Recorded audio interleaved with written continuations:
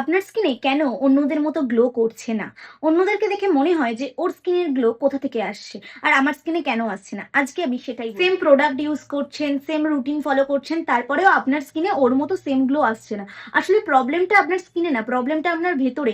আর আরেকটা জিনিস খেয়াল রাখতে হবে যে আমাদের সবার স্কিন টাইপ একই না, স্কিন কন্ডিশন একই না, যে আমরা সবার মতনই একই জিনিস স্কিনে ইউজ করি। ডিহাইড্রেশন, স্কিন সেলসে জল কম থাকলে লাইট রিফ্লেকশন করতে পারে না, ডাল দেখায়।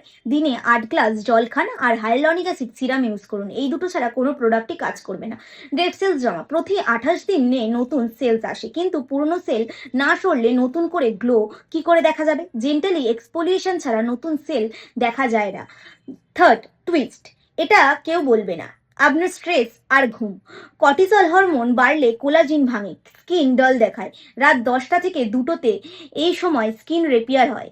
এই ঘুম মিস হলে কোনো প্রোডাক্টই কাজ করবে না। আগে এই 3টে জিনিস ঠিক করুন, তারপরে স্যালনে একটা কাস্টমাইজ ট্রিটমেন্ট নিন, দেখুন আপনার স্কিনের গ্লো দ্বিগুণ হয়ে যাবে।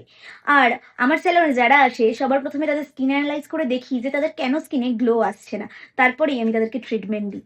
যদি ভিডিওটা ভালো লেগে থাকে তাহলে অবশ্যই ভিডিওটা সেভ করে নিন। আর আপনারা যদি আমার কাছে বুকিং নিতে চান তাহলে অবশ্যই নিচে নাম্বার দেওয়া রয়েছে।